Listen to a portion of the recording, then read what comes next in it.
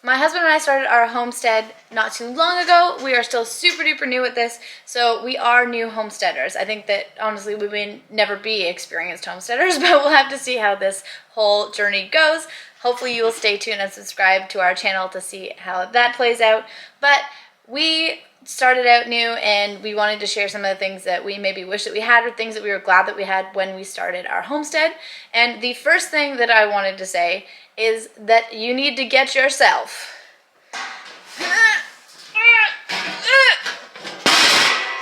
a large pot. That was probably a little aggressive. But a large pot is a huge deal on a homestead. This guy is what is responsible for the majority of our canning and a lot of the things that we have to process that's really, really big. So having a huge dedicated pot to those processes is a big help. This also as well as canning supplies or anything that kind of plays into that. Even a case of jars is a huge help to anybody that's just getting started. If you're looking at somebody that's been canning for a long time, maybe jars aren't the best idea just because they tend to take up a lot of storage space. So if you're looking at an experienced canner, maybe jar lids or really fun labels that they can use for that as something a little bit extra on top is always an awesome idea. Our big jar, a lot of these things can be super expensive, so if you don't have a huge budget, shop around.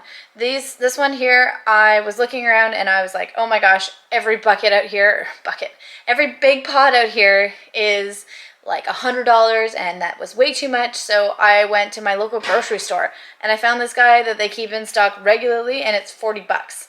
Oh my gosh, that's awesome. I will probably have to replace it a lot sooner than that $100 one, but this guy is still has done 2 years worth of canning for us and has had absolutely no problems. Very happy with the purchase and how that went.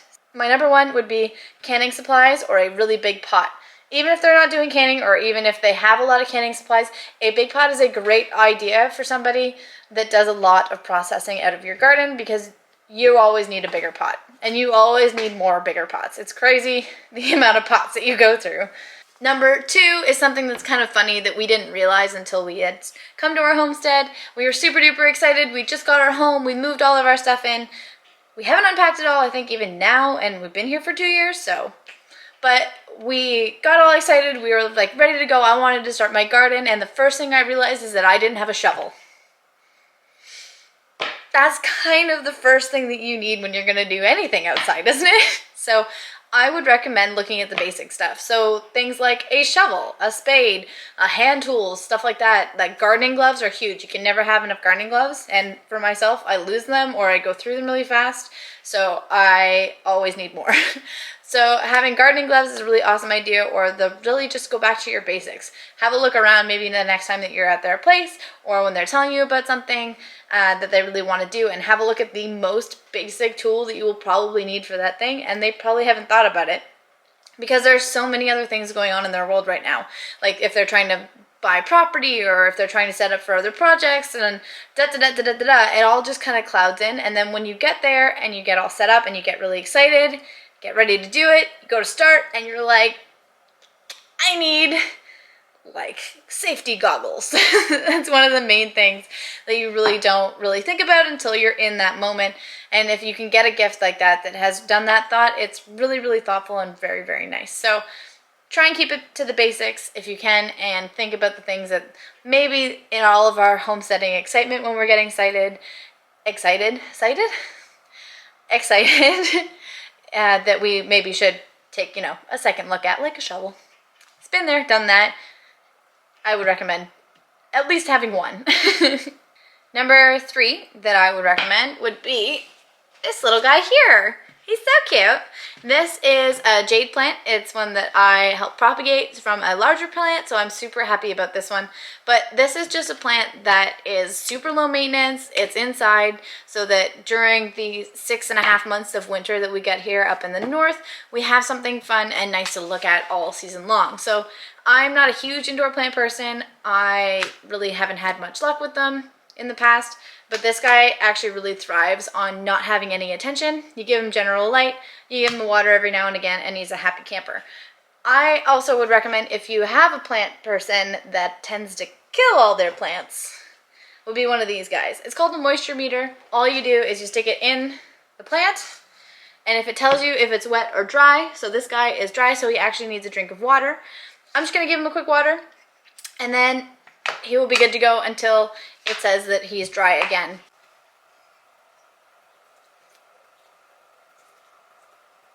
The jades like to dry out in between. They're kind of like a succulent, and then I don't really have to worry about him at all in between.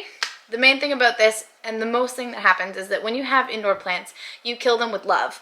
And that's the only thing that happened. You just overwatered them. They had too much adjustment all at once and they got stressed out, stuff like that. So when you have something like a moisture meter, the chances of you overwatering it are minimum. If you're using it wrong, you'll probably overwater them, or if you're not using it at all. But it's the simplest thing to read in the world. If it's dry, give them some water. If it's moist, at the roots. You don't want to be touching at the top. You want to check at the roots, because that's where everything is sitting that you can't see. So if you give them too much water and they're just sitting in a puddle the whole time, they're going to rot and die, and you're going to be like, boo-hoo, I don't know what happened.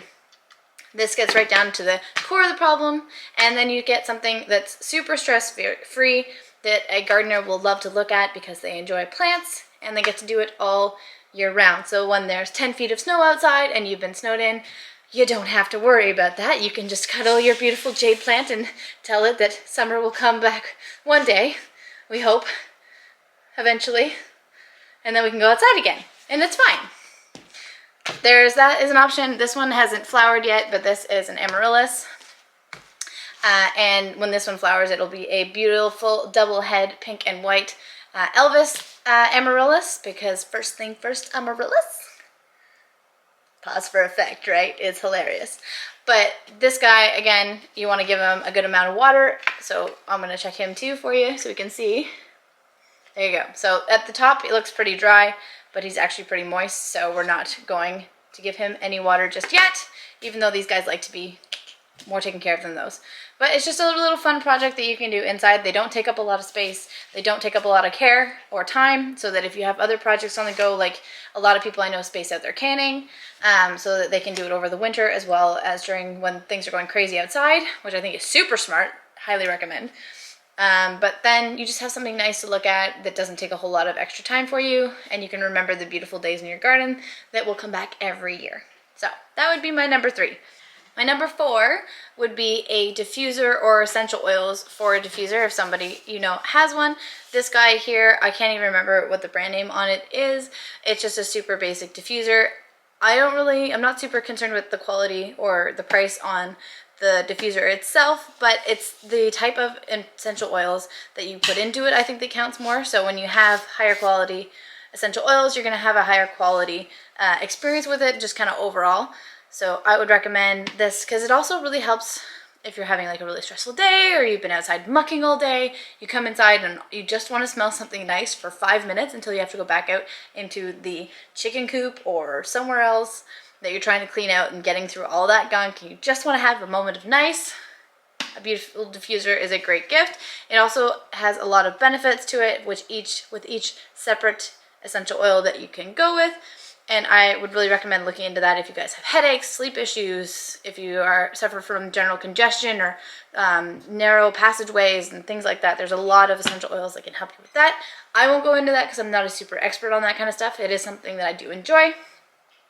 And who doesn't like to have a nice smell in their house? Like, let's be honest with that. So that would be my number 4 for you. My number 5, I'm going to go back into the kitchen for a minute and talk about this little guy who is our seasoning grinder. It can't be used for any kind of other processing. It's just for seasoning. So we do our own chipotle, so I wouldn't want to be mixing that with my morning coffee. So having a separate grinder is really important. They're not super expensive. It's actually a really great gift to get because it shows a lot of thought on not only what somebody's going to put into their garden, but how they're going to use it. And that, I think, is really exciting, and it really shows that you're listening and learning from them as well, which I think is awesome. So this is our seasoning grinder. If you have a lower budget, something like this is perfect. Any kind of processing equipment is very welcome. A sharp knife is an awesome gift, and you can go really crazy with that. You can also go really crazy with the processing equipment in the idea that you can go from a grinder like this, or you can go up to a KitchenAid, depending on what your budget is, but there's a huge gambit of kitchen gadgets and all that kind of stuff in between that really do help. I wouldn't go with any of the gimmicky stuff they don't really have a a broad enough purpose to be able to work with a lot of different things, which is kind of what you need in a homestead, is that you need an appliance that's going to make use of the space that it takes up. So having something like a KitchenAid where it does a huge amount of stuff makes up for stuff like this where it specifically has to be used for spicy things because it is spicy in there. It's a great idea. So things like the cherry pitter where it's like the plastic little thing, those aren't going to do anything. You're going to get through 4 cherries, and like when you have a huge barrel of them and it's gonna break on you or something, and that's not what I would like to recommend for you guys. I want things that are going to last, that you're going to get the right one that will work for you the first time and you will be able to use it for a long time. That's the main goal with everything that I want to tell you, because having to waste your time and effort, especially when you have so much going on in a homestead, is just, it's brutal. It's like almost heartbreaking when you're sitting there and you have like in front of this huge amount of food that you have to get through, and it's already kind of daunting, and then the stuff you need isn't going to work, and it's just overwhelming. So avoid that whole thing. Like, it's not worth the mental anguish. Just go out or ask for the gifts that are going to work for you, like right off the bat. Even if they're an extra like $10, $20, $15, whatever, like it's worth the extra money for the amount of time that you're just going to be sitting there just like contemplating life choices because you cannot believe what you've gotten yourself into. Get the right stuff. I'm going to say that so many times, but things like this, when it has a specific purpose and it does a really great job, highly recommend. Again, smaller on the budget, like you can go lower with the spice grinders and stuff like that. I think this one's like $10. You can get it at any local grocery store. And then you can go right up to things like the KitchenAid or KitchenAid attachments. If you guys want to see a couple of the KitchenAid attachments that I have and I use almost daily, I will leave that in the comment section, in the comment section down below. You guys can go ahead and check that out and see if you guys think any of those are good for you or something that you would like to add to your list. All right, so my number 5 would be something that a lot of people say is kind of generic and isn't really very thoughtful, but I think it's the exact opposite. It's gift cards. So if you have a Home Depot, a garden center that you love, a maid service, stuff like that, Tractor Supply, if you can get a gift card to those kind of places that you can add, if you want to just add it to a small gift that you got to sweeten the deal, or as like a really nice gift to give to somebody, then these are stores that you're gonna go to as a homesteader. Like it's gonna happen. Like you're gonna have something that's gonna break, you're gonna have animals that need feed, you're gonna, like, something is just gonna happen where you're gonna need to go. Or a garden center, I think, is a beautiful gift because you can, like I mentioned, the plants that you can have all year round, or you can get things that are edible like fruit trees, and it really takes some of the financial pressure off of kind of trying to grow up your menagerie of plants that you have. But when you give a gift card, to me it says that you're giving them the opportunity to buy the thing that they wanted, but they couldn't justify the payment for it. So if you're gonna go out and say like, hey, I would absolutely love to have this kind of a tree, or this kind of or I'd love to get this rabbit coop for my rabbit, but it's like $300, or it's just out of the budget at this point and I just can't justify it. And then you give them the opportunity to say, you know what, it's a better price, or it covers the cost of it. Then they can say like, yeah, like this is something I've actually been really looking forward to getting, and now I've been given the opportunity to go out and get it myself, which I think is a beautiful gift. I think to me it relieves a lot of anxiety that might be associated with something that somebody actually wants, and it's just a beautiful way to say, just like, hey, just, you know what, go out and get what you want. Because when was the last time somebody told you that? Just like, hey, it's totally fine. If you want that, you go out and you go get it. You go for it. And I think that's great. So I don't think it's like a cheap gift. Some people think that way. It's like they didn't really think about it, but I think that it's a really nice touch to either another gift that you're adding, or if you just want to give it to them as like a thank you or something like that for something that somebody's done for you. I think that a gift card is actually a really nice way to go. That's kind of, I guess it came out to 5, my list of things that I would really recommend for new homesteaders. If you guys are new homesteaders, let us know in the comment section down below, or if you have been doing it for a long time, absolutely give us any advice that you think you can offer. We love this community on how open they are about sharing, and when you are coming into it brand new, it is amazing to see the amount of support that there is out there in this community. So I would love to see some of it in the comment section. And thank you guys so much for hanging out with us today. I hope that if you liked this video, found it valuable, you hit that like and that subscribe button, and we will see you guys next time. We can pretend that we're just friends, yeah, but who are we kidding? We can pretend that we feel nothing, but if you're game, I am willing.